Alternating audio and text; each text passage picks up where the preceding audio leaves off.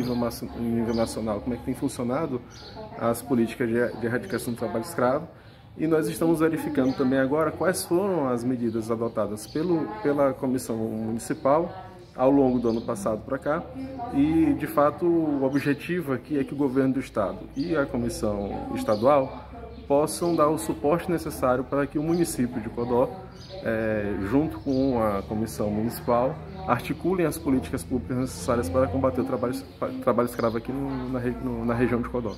Na visão de vocês que acompanham isso rotineiramente, o que ainda contribui para que essas pessoas de Codó, Caxias, Timbiras continuem sendo levadas para fora e de repente se encontrem nessa situação de trabalho análogo de escravo? A despeito das ações, dos avanços que nós tivemos no âmbito estadual, com melhoria no sentido de trabalho, renda, acesso à terra e produção da agricultura familiar, nós assistimos um período já longo de crise, tanto política quanto econômica, quanto social, no âmbito nacional. Isso vem afetando diretamente as políticas, porque o que torna a pessoa suscetível ao trabalho escravo é a situação de vulnerabilidade. Então, quando a gente tem diminuição na repasse de recursos federais para os municípios, quando a gente tem, por exemplo, essa reforma da Previdência, que é recém-aprovada no Senado, em que ela dificulta a aposentadoria de pessoas de baixa renda, é óbvio que essas pessoas elas vão ficar mais vulneráveis ao trabalho escravo. Ora, se o governo federal, que antes concedia as aposentadorias, agora vai passar a aposentar essas pessoas, mais tarde, essas pessoas vão ficar, não só elas, mas a família que depende delas, vão ficar mais vulneráveis, elas vão ficar mais suscetíveis ao trabalho escravo.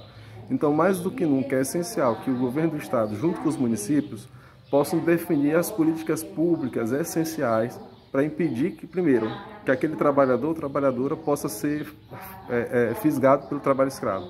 Segundo, garantir que políticas públicas possam incentivar a criação de trabalho e renda. E terceiro, garantir que haja punição àquelas empresas e fazendas que ainda insistem em trabalhar, em fornecer condições de trabalho ou degradante ou que atenda àqueles requisitos do artigo 149 do Código Penal.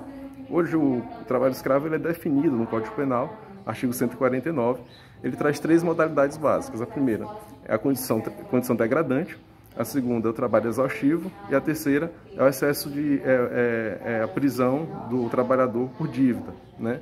Então, na condição degradante, o trabalhador ele é igualado a um animal qualquer, né? A gente já teve casos de trabalhadores resgatados no Maranhão que estavam bebendo água no mesmo poço que os bichos, por exemplo, né? Sem condição de alojamento, sem comida adequada. Esse é um exemplo de trabalho degradante. A jornada exaustiva ele é obrigado a trabalhar muito além do que a legislação permite, né? E a prisão por dívida é quando aquele trabalhador ele sai do seu município, ele já pega uma condução para chegar no local de trabalho dele e ele já começa devendo aquele transporte. Quando chega no alojamento, ele está devendo alojamento. Quando ele almoça lá, ele está devendo almoço. Ele está devendo a ferramenta de trabalho. Ele contrai dívidas para poder trabalhar. Então, nesse caso, ele não consegue deixar o trabalho porque ele está devendo o empregador. Então, isso também é uma modalidade de trabalho escravo. Isso existe no estado do Maranhão, isso existe no Brasil, e o objetivo dessa atividade hoje do governo do estado, junto com a Comissão Estadual de Erradicação do Trabalho Escravo, é justamente discutir essas situações e verificar quais são as medidas necessárias no âmbito do município e do estado para a gente combatê-los.